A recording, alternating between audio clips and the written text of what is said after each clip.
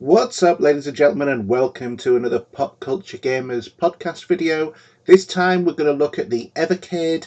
We have the January update for the Evercade, so let's have a look and see what's going on. On the website, it actually tells you everything that is going on. So we have the Turbo Fire beta. So this has been something that has been requested a great deal on the Evercade, and now we have the ability to hold down the Turbo Fire to simulate rapidly pressing a button, which will hopefully save a few controllers, but also make our thumbs not quite so sore when we're trying to play some of these games. So this is something that many third-party controllers for the classic console use to implement, and some modern arcade conversions also incorporate this as a way to make them easier on the wrists, or in some people's opinion to cheat anyway. This feature requires a lot of work on individual games, so at present it's not on all games, but the Turbo Fire has been implemented on a few. These can include Battle Lane Volume 5, Breakthrough, Darwin, P47, Saint Dragon, Battle Chopper, In the Hunt, R-Type, Alcon, Flying Shark, Tiger Heli, Truxton, Zero Wing, Fire Shark, Hellfire, Twin Cobra and Twin Hawk. The default Turbo Fire is white on the Evercade controllers and handhelds, and in some cases there are two distinct fire buttons. One for X will fire secondary shot using turbo, and the turbo fire buttons are not mappable using the button mapping feature. At present, the turbo fire mode is not supported or usable on the Evercade's EXP's Tate mode, but it will work as normal on landscape mode as well as the Tate mode on the Evercade VS. Additional game support and improvements on this feature will be added over time. We've also got high scores now as well, so this means that whenever you exit a game and return later, your high score will be left for you, and this means you no longer have to manually save your arcade game high scores using Evercade's save game feature.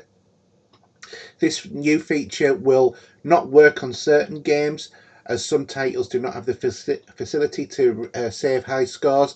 This is usually due to a limitation of the original arcade's hardware, and the high scores for individual arcade games will only be saved after the successful recording of the first high score following the update. You don't have to top the high score table, just make the rankings. High scores save directly to the cartridge, so they will persist between different Evercade devices, but please note that the previous save states are incompatible with this feature. Please note that some individual games do not support high scores at this time, so we've got the Technos Arcade, Data East, Gallicore, Atari, Jellicore, Gailcore, IREM and Toplan Arcade 1s, and the Pico Interactive Arcade 1, as well as all of the Evercade EXP built-in Capcom titles.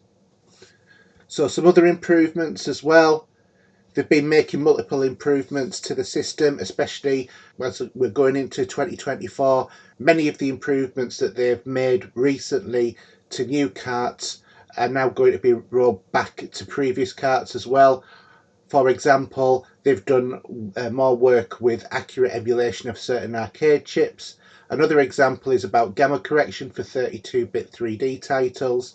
There's also improvement to SRAM and save games. So the static random access memory, or SRAM, is what many cartridge-based video game systems and retro hardware, including some of the old titles, use to store their save games. When games with a built-in save feature are emulated, the SRAM is often emulated as well. On 32-bit games, this can also fall into external memory cards being used as well. On the Evercade, these save to virtual memory card on the cartridge rather than requiring a separate accessory. A save game with the emulated game, i.e. using the game's own save feature rather than the Evercade save or quick save functions, will create an SRAM or virtual memory card save. To ensure that these in-game SRAMs and virtual memory card files are kept correctly, you should always quit your game before you go out. If you turn off the system or remove the cartridge without having done this, you may lose the in-game saves.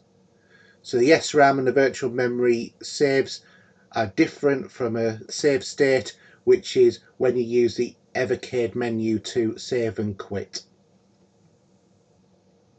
So here's just some examples that they're showing as well. So as you can see, the one on the SRAM, the typical saving up here, as opposed to the using the menu button when you press menu on the controller. And that's it for this month basically. So just in case you're new to the Evercade, and there will be people who have only just picked up an Evercade over Christmas, I'll show you how to upgrade your Evercades right now.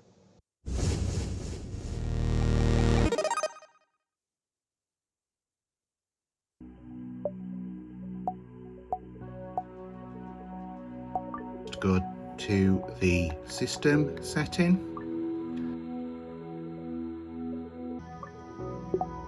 and download it.